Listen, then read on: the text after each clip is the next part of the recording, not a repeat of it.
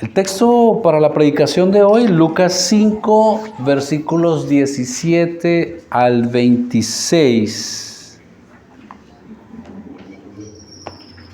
Quienes toman apuntes, el título de la predicación, de la enseñanza, lo que solo Dios puede hacer por usted.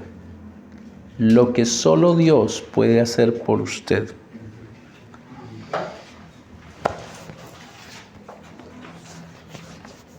No sé usted, pero yo he escuchado de casos de que alguien se siente muy enfermo, está su salud deteriorada, va al médico por cierta situación que tiene y con lo que se encuentra es que el médico, después de exámenes exhaustivos, se da cuenta que sufre de una enfermedad mucho más grave.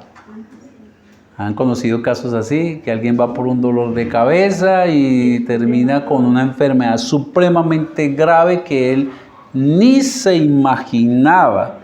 Y lo más terrible, o lo más terrible no, y parte de hacer difícil más la situación, es que se da cuenta que no tiene recursos para poder acceder a la sanidad de esta grave enfermedad que ni siquiera se imaginaba que tenía.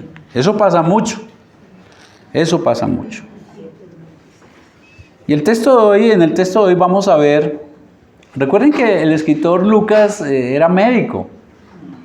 Y por eso es que usted ve en el Evangelio de Lucas muchas sanidades de enfermedad, su inclinación es esa. Y hoy vamos a ver en el texto una situación de unos hombres que trajeron a un amigo muy enfermo a Cristo para que Él lo sanara, porque la fama del Señor, como hemos visto en los textos anteriores, se extendía por todos los lugares y entonces al saber eso, tienen un amigo con una enfermedad grave y lo llevan convencidos que solo Jesús les puede sanar, pero se encuentran que tiene una enfermedad más grave, una enfermedad letal, como el caso que a veces uno conoce que sucede mucho. Vamos a ver qué nos enseña este texto, qué aprendemos de él. Lucas, capítulo 5, versículo 17 al 26. Vamos a leer desde el 16. Él es el episodio donde sana a un hombre con lepra. La lepra era una enfermedad y sigue siendo una enfermedad terrible. Ya, gracias al Señor, no se ve casi. Pero la lepra es una enfermedad terrible y en aquellos tiempos era considerado una persona inmunda. Un leproso tenía que vivir afuera de la ciudad. Cuando llegaba a algún sitio andaba con una campana y era anunciando aquí va un leproso porque se contagiaba y además de eso ceremonialmente quedaba inmundo, no se podía presentar en el templo. Y el Señor le ha sanado. Y luego de esa sanidad, entonces, versículo 16, Él se apartaba a lugares desiertos. ¿A qué? A orar. Aconteció un día que Él estaba enseñando y estaban sentados los fariseos y los doctores de la ley, los cuales habían venido de todas las aldeas de Galilea y de Judea y Jerusalén, y el poder del Señor estaba con Él para sanar. Y sucedió que unos hombres que traían en un lecho a un hombre que estaba paralítico, procuraban llevarle adentro y ponerle delante de Él. Pero no hallando cómo hacerlo a causa de la multitud, subieron encima de la casa y por el tejado le bajaron con el lecho poniéndole en medio delante de Jesús. Al ver Él la fe de ellos, le dijo, hombre, tus pecados te son perdonados. Entonces los escribas y los fariseos comenzaron a cavilar, diciendo, ¿quién es este que blasfemias? ¿Quién es este que habla blasfemias? ¿Quién puede perdonar pecados sino solo Dios? Jesús entonces, conociendo los pensamientos de ellos, respondiendo les dijo: ¿qué caviláis en vuestros corazones?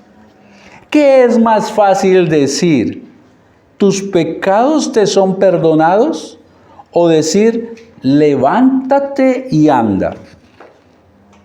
Pues para que sepáis que el Hijo del Hombre tiene potestad en la tierra para perdonar pecados, dijo al paralítico: a ti te digo, levántate, toma tu lecho y vete a tu casa. Al instante, levantándose en presencia de ellos y tomando el lecho en que estaba acostado, se fue a su casa glorificando a Dios. Y todos, sobrecogidos de asombro, glorificaban a Dios y llenos de temor decían: hoy hemos visto maravillas. Amén. Amén. El pasado domingo vimos que Jesús demostró unos hechos importantísimos. El poder, primero la autoridad para predicar de una manera diferente a como predicaban los escribas y los fariseos.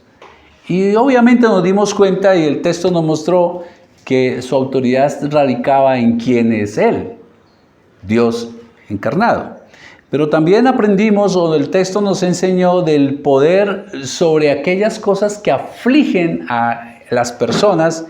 Y en aquel tiempo muchos eran afligidos como hoy por sus enfermedades y como hoy también por posesiones demoníacas. Y el Señor demostró tener poder y autoridad sobre todas estas cosas. Y entonces empezó la fama de Él a extenderse por todos los lugares. Luego viene el capítulo 5, donde inicia con algo interesantísimo. Unos pescadores muy profesionales, Pedro y otros, estaban pescando toda la noche, pescadores que sabían de su trabajo y no pescaron absolutamente nada. Pero luego aparece Jesús. Y Jesús les dice: tírenla la atarraya, y hacen una pesca que casi se les hunden 2 barcas. Y es interesante allí porque allí es donde inicia Pedro diciéndole: maestro, pues si tú lo dices yo lo hago, obediencia, ¿no? Pero cuando luego ve que el Señor demuestra poder también sobre la naturaleza, Él se tira al piso y ya no lo llama maestro, ahora le llama Señor. Señor, apártate de mí que soy pecador. Y entonces Jesús llama a este pecador y a sus compañeros pecadores, como nos ha llamado a nosotros, a seguirle.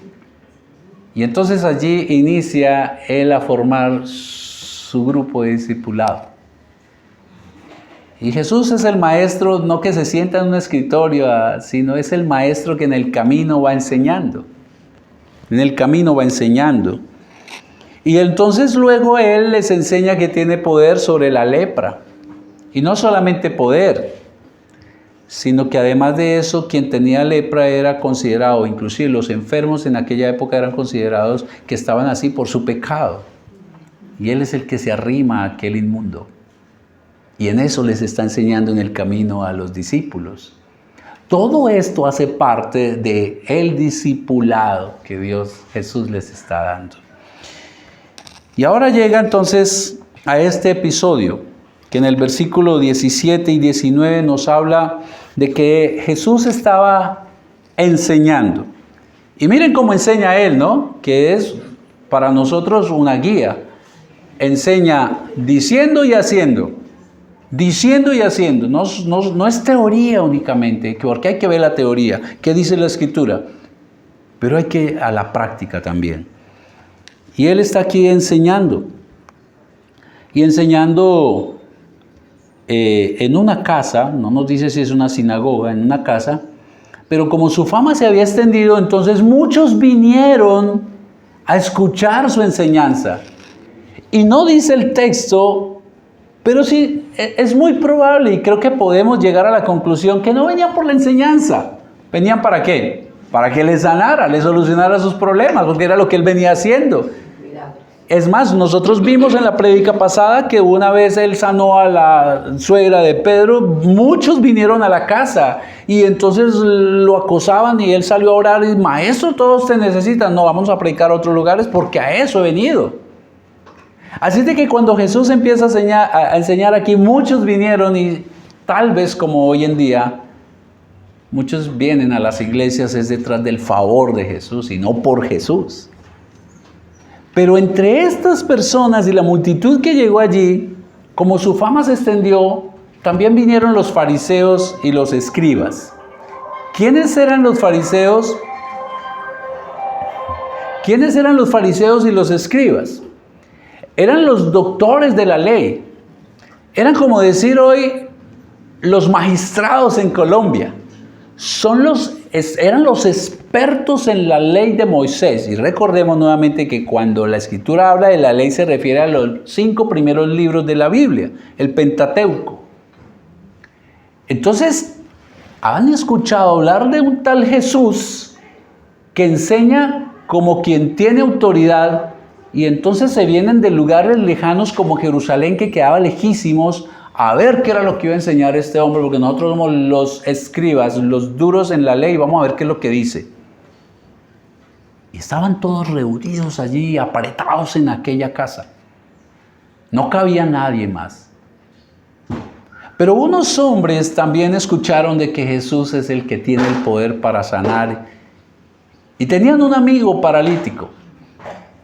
Tal vez, como hoy llamamos a alguien cuadraplégico, que no se puede mover absolutamente, porque si se pudiera mover, él hubiera venido directamente. Si era un cojo, hubiera venido posiblemente.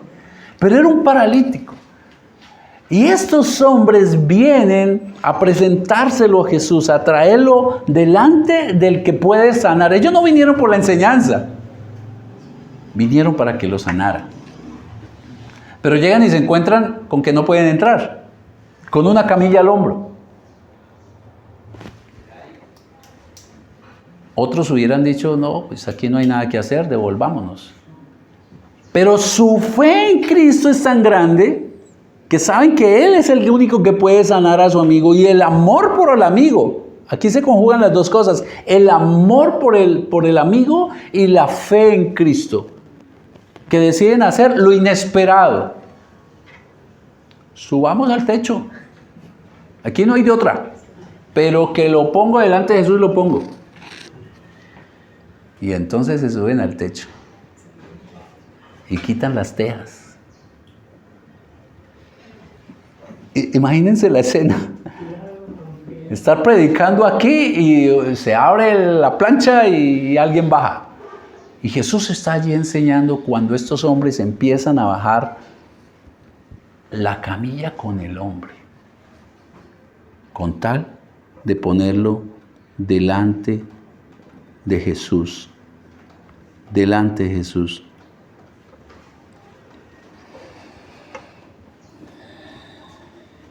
Queridos, es la misma fe que debemos tener para llevar delante del Señor a aquellos que por sus aflicciones no lo pueden hacer por sí mismos. Inclusive creyentes. Hermanos que por sus problemas su fe cayó. Están paralizados. Es lo que nos corresponde hacer, hermanos. Traer a los abatidos delante de Jesús, aquellos que no pueden hacerlo por sí mismos. Es la fe de estos hombres con la que debemos interceder por otros. Miren todo lo que ellos hicieron. Otros, como le digo, no, volvámonos, vengamos otro día. Lamentablemente en muchos casos no hacemos como ellos. Nos parecemos más a este hombre que entrega paquetes en las casas. Viene y deja el paquete y sale y se va. Y a veces nuestras oraciones son así. Y cuando digo nuestras, estoy mirándome a mí mismo. Que oramos como entregándole el paquete a Jesús. Ahí te lo dejo. Estos hombres no hicieron así.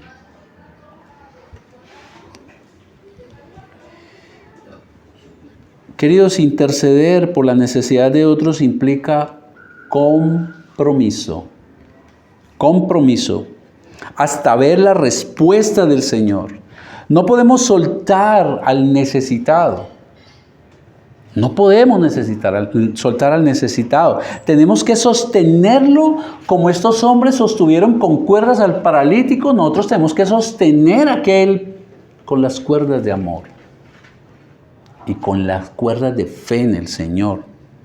En oración, convencidos de que Jesús tiene el poder y la autoridad que hemos visto a través de las Escrituras. Él tiene el poder para sanar. Él tiene el poder para sanar no solo las enfermedades físicas, como lo vimos la prédica pasada, sino Él tiene el poder para sanar aquellas otras situaciones emocionales y del corazón. Recuerden que cuando Él se presentó, ¿qué dijo? Cuando citó a Isaías, que Él venía a sanar a los quebrantados de corazón. Con esa convicción. Ojo, y aquí dejo claro algo. Es con la convicción real de que Jesús tiene el poder. No estoy hablando de venir y decretar. No, señores, para nada. Eso es otro cuento. Y aquí no predicamos de eso. Aquí predicamos de fe en Cristo como tuvieron estos hombres. Señor, te presento a mi hermano. Yo sé que tú lo puedes sanar. Confío en ti, mi Señor. Porque así debe ser. En todas las situaciones debemos hacer que se nos quede, por favor, la imagen de estos 4 hombres que traen delante de Jesús al necesitado y hacen lo que sea necesario con tal de llevarlo delante del Señor y con fe.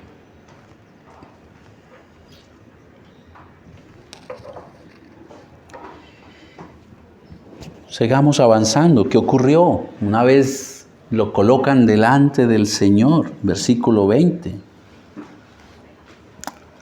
Miren lo que vio el Señor. Vio al paralítico. No, eso no dice la Escritura, aunque lo vio, obviamente. ¿Pero qué vio el Señor? ¿La fe del paralítico? No, tampoco lo dice. Tampoco lo dice, y vamos a mirar un poco más adelante. Vamos a mirar un poco más adelante algo interesante ahí. Dice el versículo 20, al ver la fe de ellos, ¿de quiénes? De los amigos del paralítico. Al ver la fe de ellos, le dijo ahora al paralítico, hombre, tus pecados te son perdonados. Tus pecados te son perdonados. Mire que Jesús no se descresta por oraciones y letanías largas. Él mira la intención. Él mira la fe. Jesús fue el que vio la fe de Pedro en el episodio de la pesca grandiosa que hubo en el capítulo 5 al iniciar. Pedro creyó en Jesús. Recuerden que empezó diciéndole maestro y terminó diciéndole Señor, apártate de mí que soy pecador. Él vio la fe de Pedro y por eso le llamó a él y a sus compañeros a cambiar de oficio, a ser pescadores de hombres. Fue Jesús el que vio la fe también del enfermo de lepra. Miren ustedes ahí versículo 12, atrasito. Sucedió que estando él, Jesús, en una ciudad, se presentó un hombre lleno de lepra, el cual, viendo a Jesús, se postró con el rostro en tierra y le rogó diciendo, Señor, si quieres. Mire que no llegó declarando, no llegó diciéndole, es que tu palabra dice, es que yo me merezco. Señor. Y mire la posición, humillado delante del Señor. Para nada. La fe de este hombre es, Señor, si quieres.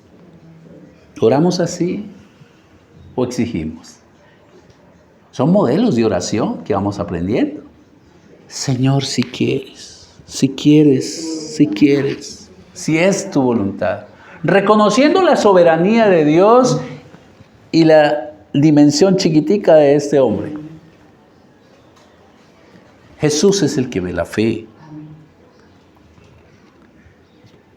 Jesús también vio la fe del ladrón que lo acompañaba allí en la crucifixión. A este ladrón él vio la fe en él. Él no hizo ninguna declaración de fe, ninguna oración de fe, no le impusieron manos, pero él reconoció que ese que estaba ahí tratado como un vil ladrón era Jesús, el Hijo de Dios.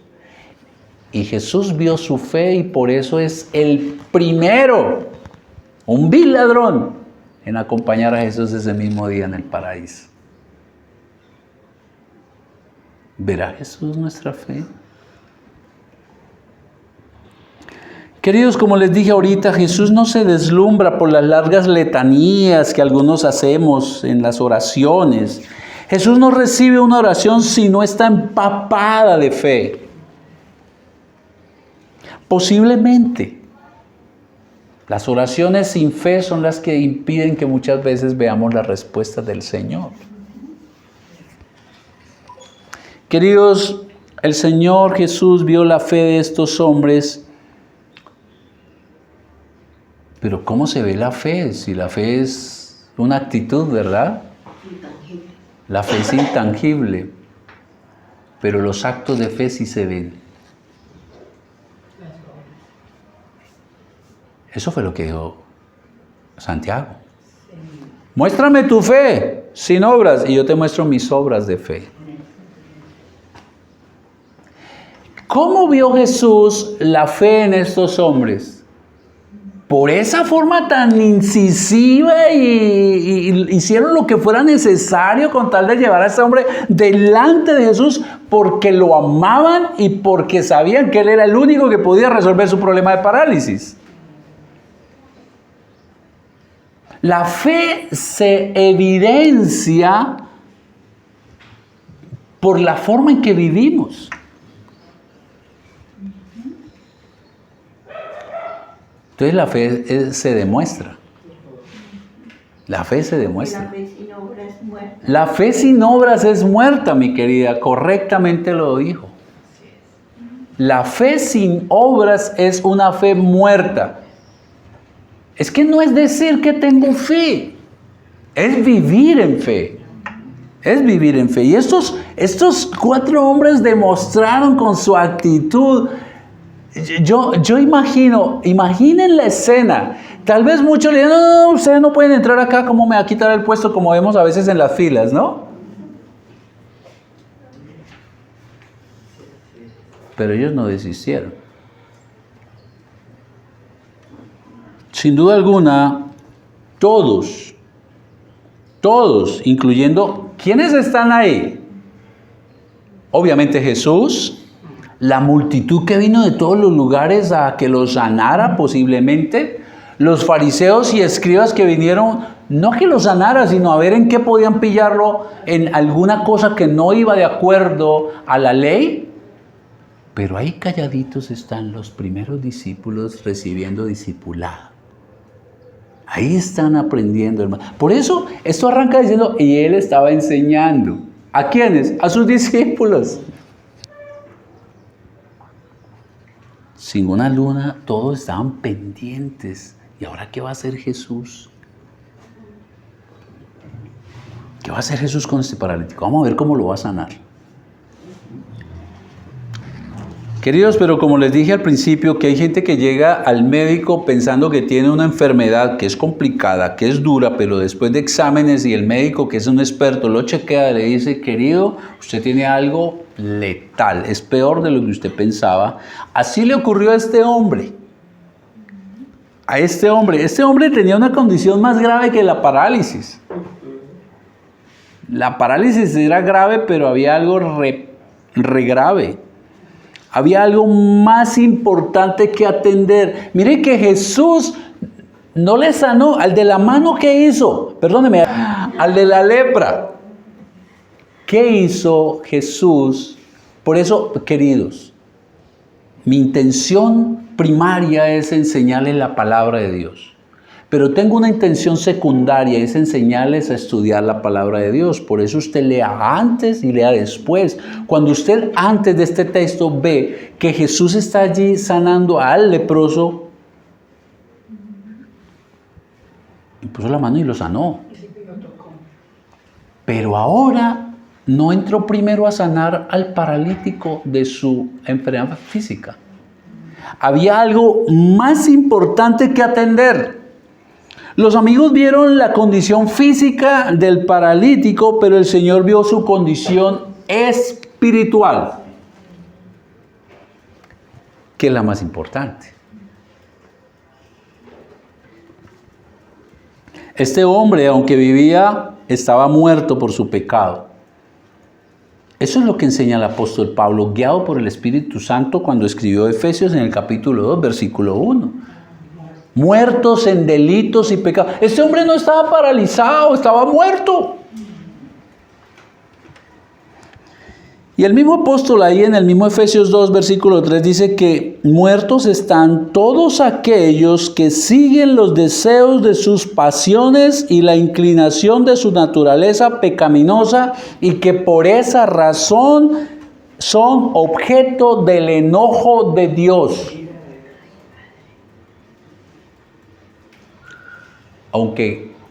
Aunque anden y se diviertan y hagan muchas cosas, son muertos vivientes. ¿A causa de qué?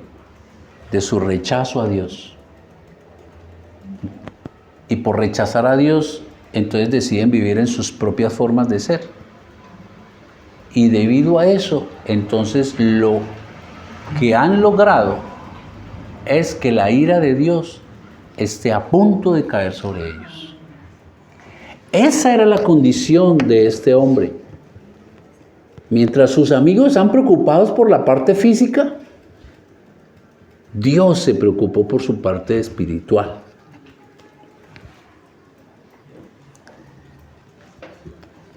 Como el paralítico no podía por sí mismo venir a Cristo para sanarlo, así es quien está muerto por su pecado, está imposibilitado. Mire que el paralítico, aunque quisiera, no podía venir a Cristo. Así es el pecador, está muerto. Y un muerto no puede hacer absolutamente nada. Como el paralítico, quien no se ha vuelto a Cristo, nada puede hacer para evitar la descarga de la ira del Dios que puede matar no solamente el cuerpo, sino el alma en el infierno. Lo dice la palabra de Dios. Eso fue lo que afirmó el mismo Señor Jesús en Mateo 10:28. Témanle, no a los hombres, témanle a Dios que puede enviar el cuerpo y el alma al infierno mismo. ¿Ven la condición del paralítico? Era más grave de lo que los amigos creían.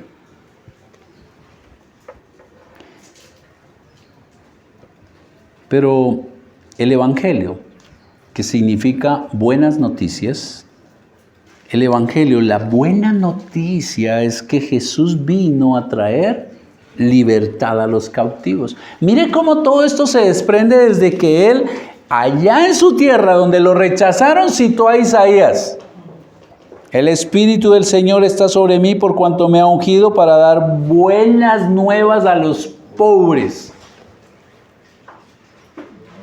Y aunque habían pobres económicamente, la mayor pobreza es la pobreza espiritual. Esa fue la que vino a sanar. Ese es el Evangelio.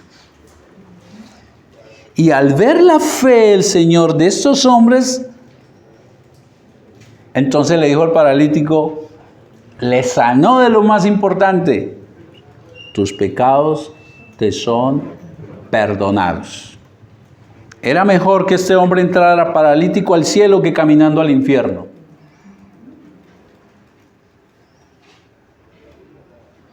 ¿No es lo mismo que dice el Señor en cuanto a ser rigurosos con la santidad y alejados del pecado? Si tu ojo te hace caer porque mira lo que no debes, sácatelo. Es mejor que entre un tuerto al cielo que con sus 2 ojitos al infierno. Es lo mismo dijo el Señor, si tu mano te hace pecar cogiendo aquello o tocando aquella que no debe, de la forma que no debe, córtala. Es mejor que entremos mancos al cielo y no enteritos al infierno. Era mejor que este hombre. Jesús sanó lo más importante.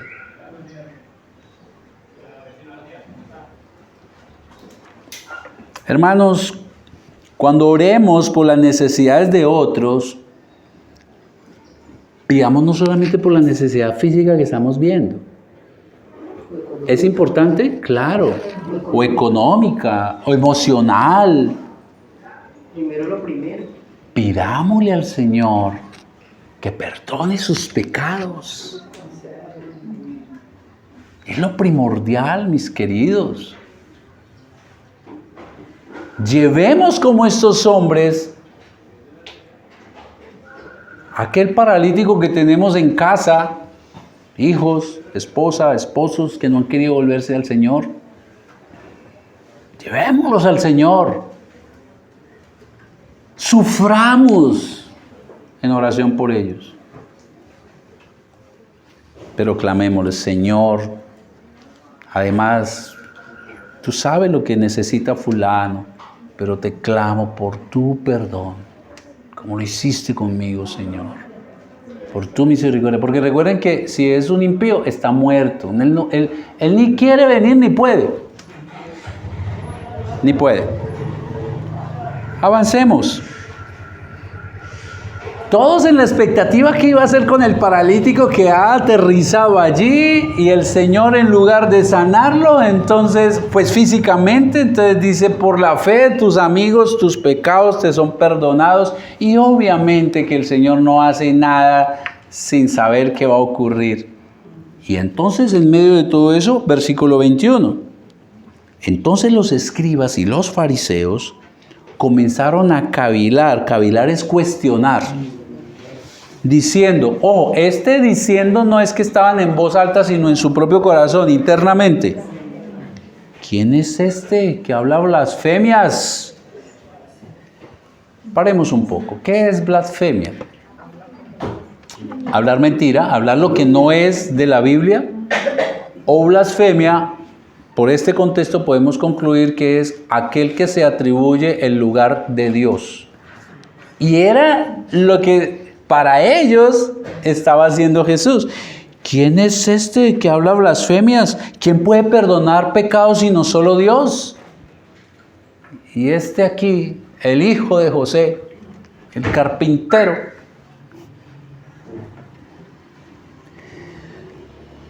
Recuerden que los fariseos eran expertos en la ley, se conocían Génesis, Éxodo, Levítico, Números, Deuteronomio, al derecho y al revés, eran los expertos. Ellos eran inclusive los que definían un pleito. Y ahora ellos, con eso en mente, han dicho, este hombre se salió, este es un blasfemo, está ocupando el puesto que le corresponde a Dios, porque solo Dios es quien puede perdonar pecados. Eso es lo que asegura Isaías 1, 16 al 18. Lavaos y limpiaos, dice Isaías, quitad iniquidad de vuestras obras delante de mis ojos, dejad de hacer lo malo, aprended a hacer el bien. Eso es arrepentimiento, dejar de hacer lo malo y hacer el bien. El Señor llamando al arrepentimiento. Buscad el juicio, rectitud al agraviado. Haced justicia al huérfano, amparad la viuda. Venid luego, dice Jehová, y estemos a cuentas. Si vuestros pecados fueren como la grana, como nieve serán emblanquecidos. Si fueren rojos como el carmesí, vendrán a ser como blanca lana. Dios es el único que puede perdonar pecados. El mismo Isaías en 43:25 dice, el Señor mismo dice, yo soy el que borró tus rebeliones por amor de mí mismo, y no me acordaré de tus pecados.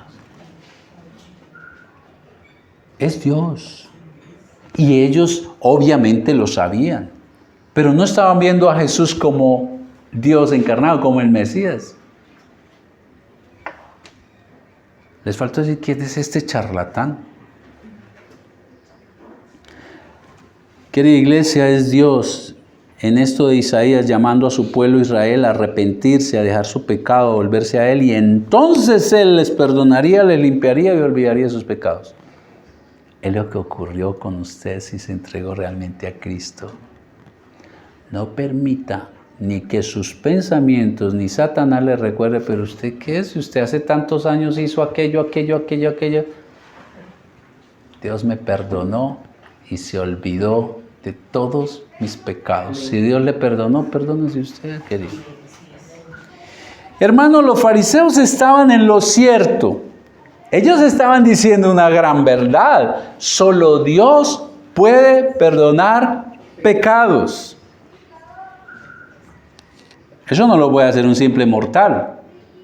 La pregunta que surge aquí es, ¿por qué entonces, después de confesionarse en un confesionario, el sacerdote, el cura en la religión católica dice, yo te absuelvo? Eso sí es blasfemia. Es ocupar el lugar que le corresponde a Dios. Y ese cura sabe y conoce las Escrituras, hermanos. Un hombre no puede perdonar pecados. Yo puedo perdonarle a usted el pecado que cometió conmigo. Pero si usted no se arrepiente delante de Dios, es solo Dios. Sigue igual, es solo Dios. Entonces fíjese cómo las Escrituras inspiradas por Dios son útiles para corregir lo que por años quienes vienen de la Iglesia Católica Romana enseñan. Que el cura le puede absolver. No, queridos. No. Solo Dios. Y los fariseos estaban en la verdad. Solo Dios puede perdonar pecados. Y vaya como los perdona, no como nosotros los hombres. Perdono pero no olvido. Y Dios perdona para siempre. Es más, perdona y borra. Ejemplo, ¿no?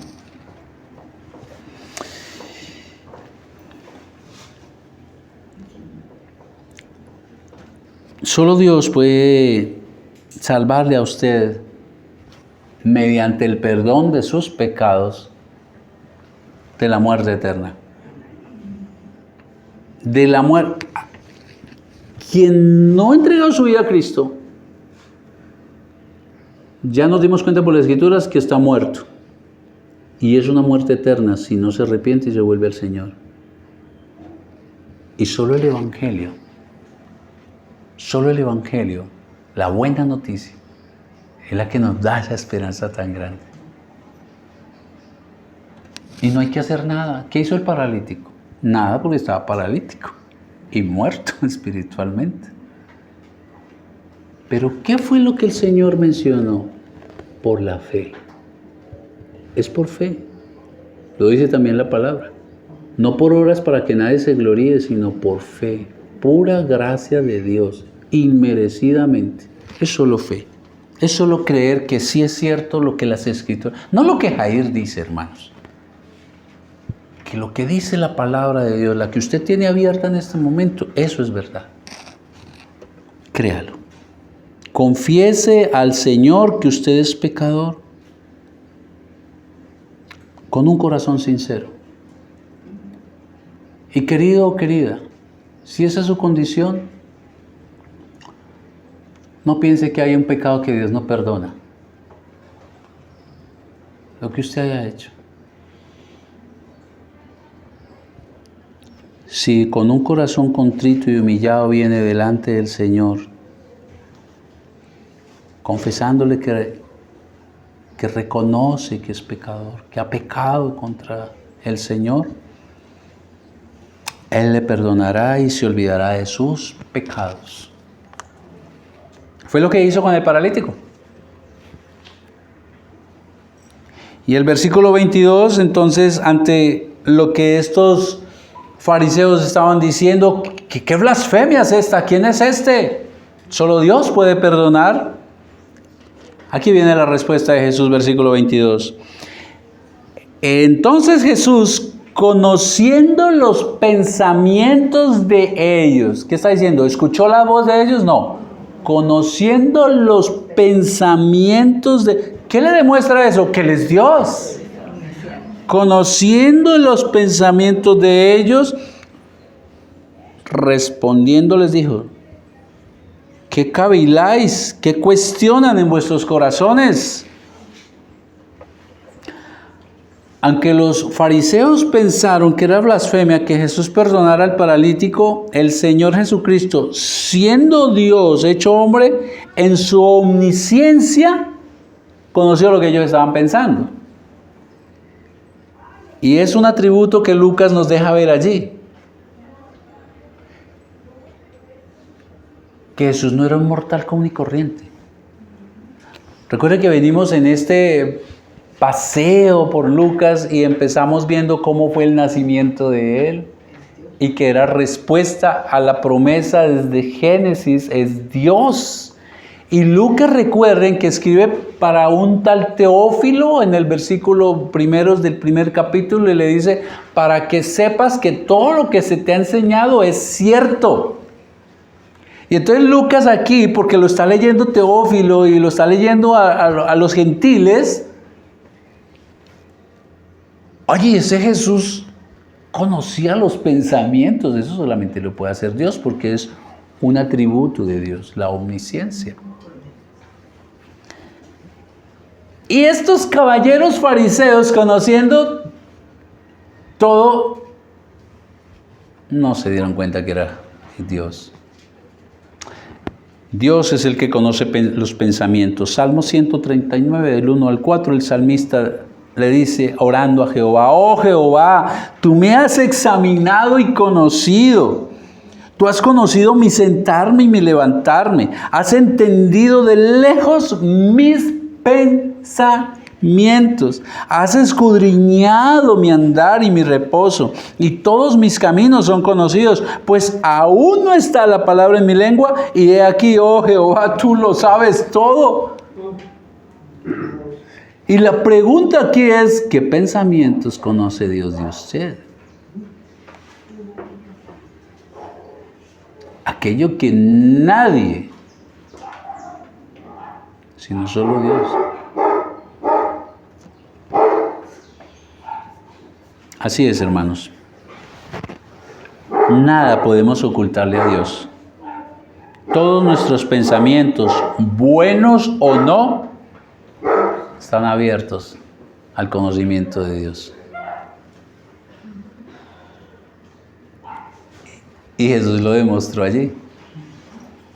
Mire lo interesante. Ellos dicen: ¿quién es este? Solo Dios puede perdonar pecados. Y Él ahí mismito les dice: yo soy Dios, mire, yo conozco lo que ustedes están pensando. Y ni aún así.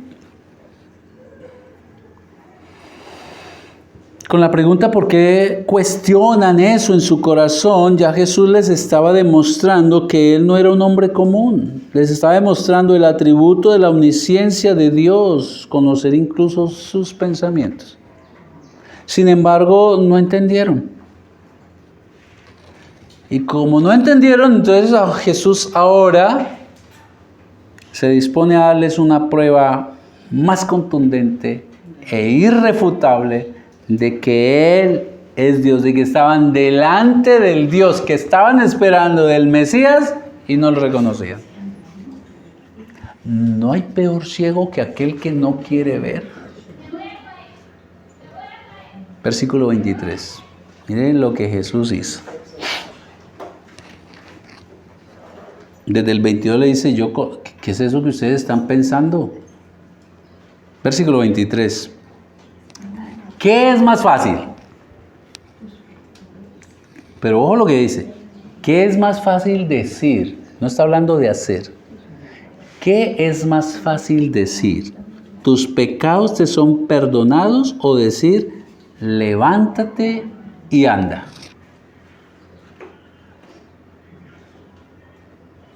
Hay una respuesta obvia. Pues es más fácil decir tus pecados. Porque usted no da cuenta si sí o si no, pero si le dice levántate y anda, yo tengo que ver que sí pasa. Vea la sabiduría del Señor. Él los arrincona, los pone en esa esquina donde no se pueden salir. A ver, expertos, sabios de la ley, díganme qué es más fácil decir. ¿Tus pecados te son perdonados? O decir, levántate y anda. La respuesta era obvia. Decir que se perdonan los pecados es más fácil porque eso no se puede ver. Eso no es visible al ojo. El perdón de Dios no es visible al ojo. Nadie puede verificar si ha sido o no perdonado. En cambio, decirle al paralítico que se levantara y caminara era un acto muy difícil porque tenía que demostrarse. Imagine usted la cara de los fariseos esperando allí que iba a ser Jesús. Este va a quedar en ridículo. Este va a quedar en ridículo. Esperando que Jesús quedara en ridículo al decirle al hombre que se levantara y eso no pudiera hacerlo, así ellos tendrían la razón. Este es un blasfemo. Está usurpando el lugar de Dios. Sin embargo, si Jesús lograba hacer lo más difícil, pues lo más fácil era obvio. Si Jesús les demostraba porque en la mente del hombre lo más difícil es decir al paralítico se para, pero si es capaz de hacer lo más difícil e imposible, pues de ahí para allá, decir tus pecados son perdonados era más fácil. Entonces, ¿qué hace el Señor? Decirle al hombre, levántate. Y así demostraría de forma contundente y sin lugar a dudas que Él es el Hijo encarnado de Dios. Versículos 24 y 25. Observe que ellos no respondieron. Ahí no hay respuesta. ¿Qué más fácil, hacer eso o aquello? Y todos callados, pero Jesús sabía ya cuál era la respuesta de ellos. Pues es más fácil decir esto. Y entonces, versículo 24, pues para que... yo me imagino al Señor, pues para que sepáis que el Hijo del Hombre tiene potestad, tiene autoridad en la tierra para perdonar pecados, dejó de mirarlos a ellos y le dijo al paralítico, un hombre que tal vez muchos conocían ahí, no como esos supuestos milagros que hoy uno se da cuenta porque salen por ahí que eran mentiras, pero muchos conocían al paralítico. Se dirige a él y le dice, a ti te digo, levántate, toma tu lecho y vete a casa. ¿Y qué ocurrió? Al instante. Eso no venga y nos vemos en un mes a ver qué ocurre. Eso fue al instante levantándose en presencia de ellos y tomando el lecho en que estaba acostado, se fue a su casa, como hizo mi querido, glorificando a Dios, exaltando su santo nombre, siendo aleluya porque solo tú lo pudiste hacer. Y Jesús hizo lo más difícil. Para que sepáis que el Hijo del Hombre tiene autoridad para perdonar pecados. Este es el versículo clave de este texto. Este versículo nos dice cuál fue el objetivo que tuvo Lucas al escribir esta narración de este episodio. Demostrar, mediante el poder sobre la enfermedad, que Cristo es el Señor. Mírenlo ahí. ¿Cómo dice Jesús? Para que sepáis. ¿Para qué? Es que propósito. Siempre que usted encuentre en la Biblia o en una lectura, ¿para qué? Es que es un propósito.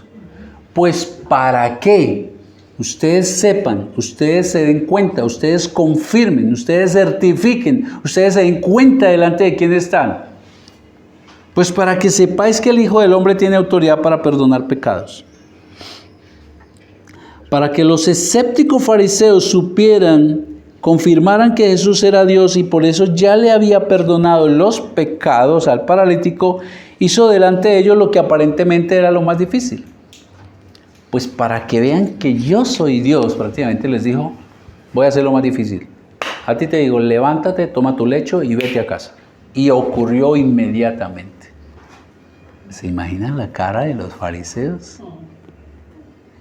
Y obviamente los fariseos entonces creyeron que Jesús era Dios. Obviamente que no. Obviamente que no. Desafortunadamente, como pasa con muchos, que por muchos milagros y muchas cosas y ven al Señor palpable en sus vidas,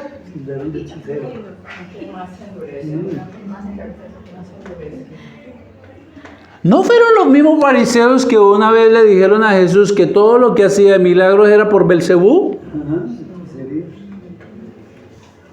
Ellos sí fueron blasfemos.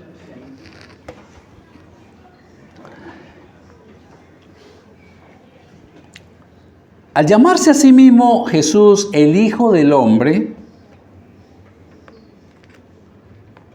los fariseos o los que estaban allí debieron recordar las palabras de Daniel.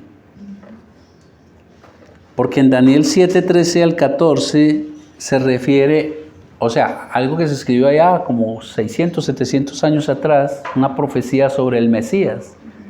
Y decía que uno como hijo de hombre, es decir, un hombre, que uno como hijo de hombre vendría a establecer con poder un reino eterno. Mire cómo Él les da señales. Conoció lo que ellos estaban pensando. Solo lo hace Dios. Y ahora les dice, para que vean que el Hijo del Hombre, oigan, los debió haber llevado ahí atrás. Porque ellos conocían también esas lecturas. Que vendría uno como hijo de hombre, parecido a un hombre, y establecería el reino de Dios. Al llamarse así, ellos debieron recordar eso y ni así. Y el versículo 26 dice que todos, dice lo siguiente, y todos, ¿qué pasó después de eso? Y todos sobrecogidos de asombro glorificaban a Dios y llenos de temor decían, hoy hemos visto maravillas.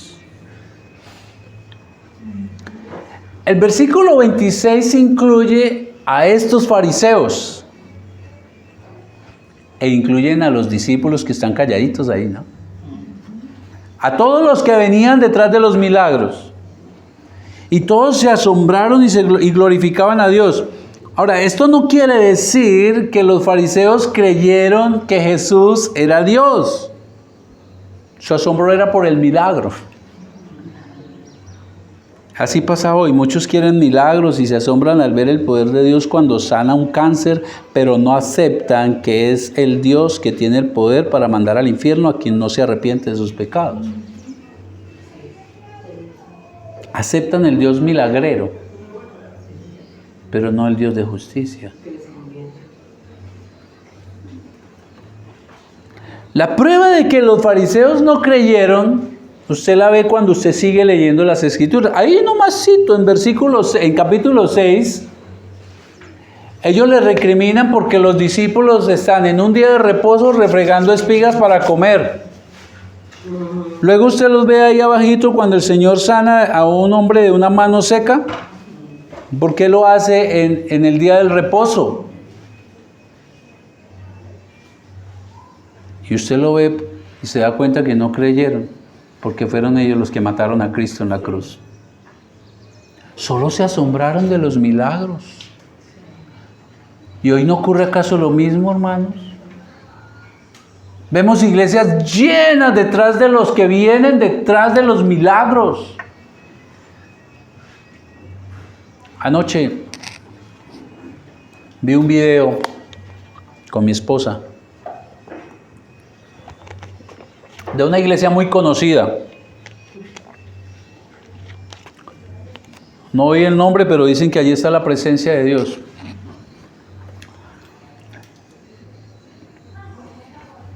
Hermanos, es un local inmenso. Y una nube, imagínense una nube aquí en el techo.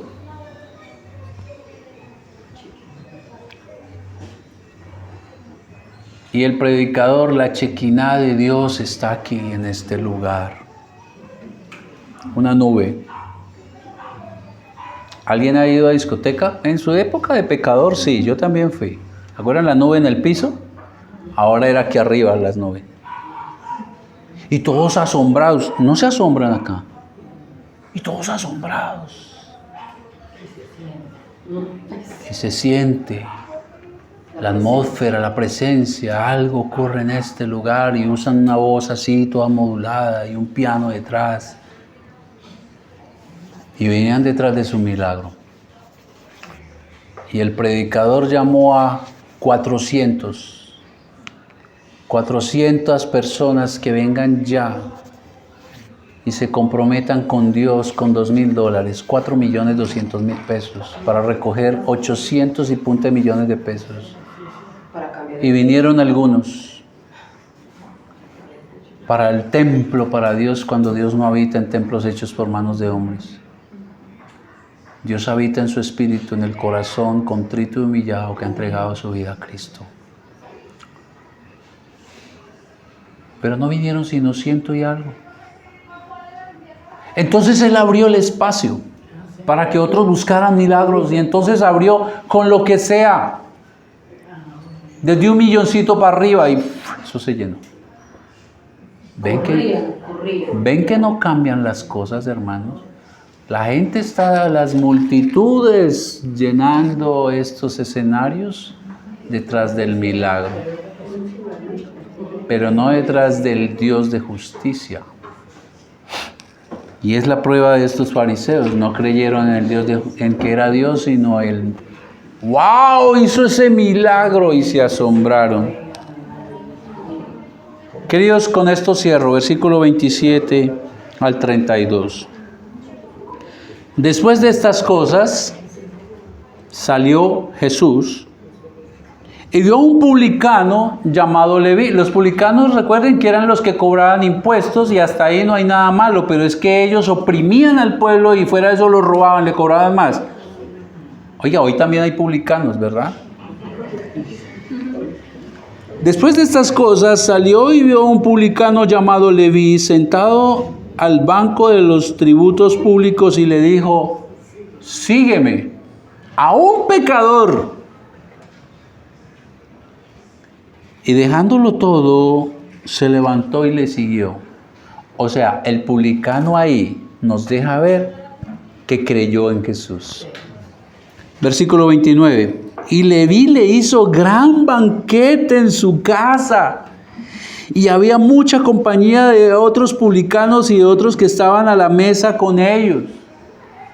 Hizo un gran banquete para camine, conocen al Jesús. Es lo que debiéramos hacer nosotros, pero somos tímidos al compartir de Dios.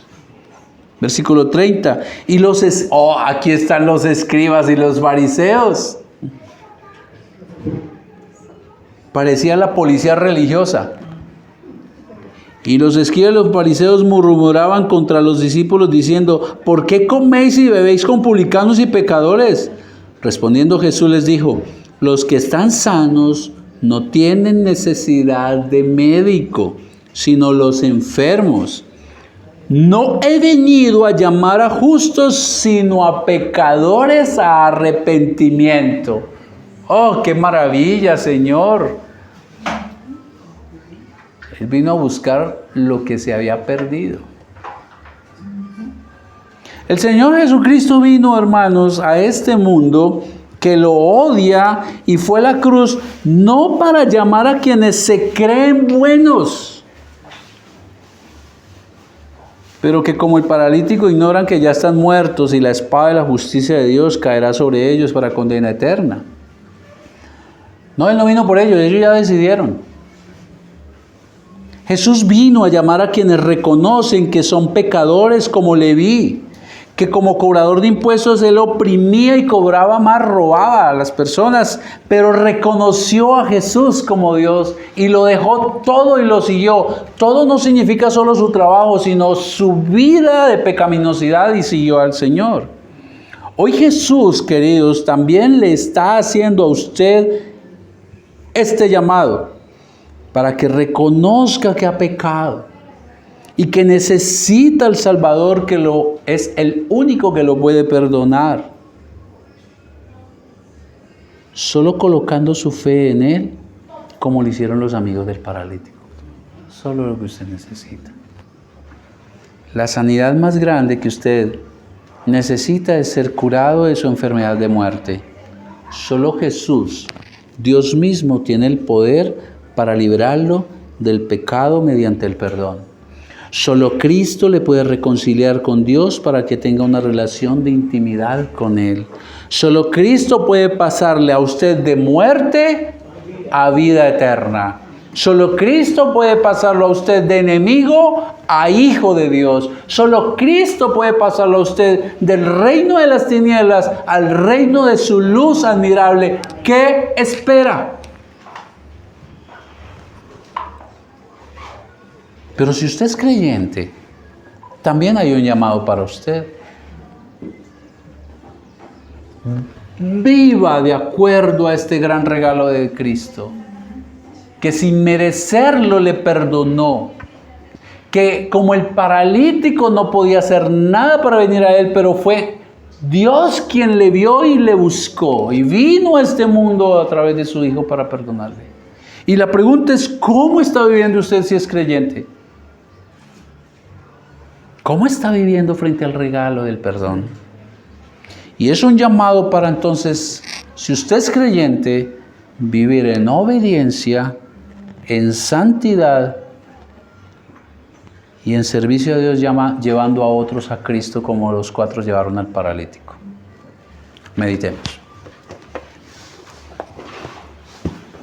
Ore allí, hable con el Señor, porque nos vamos a disponer a tomar la Santa Cena del Señor para recordar su sacrificio, por el cual podemos venir a Él en fe y pedir perdón.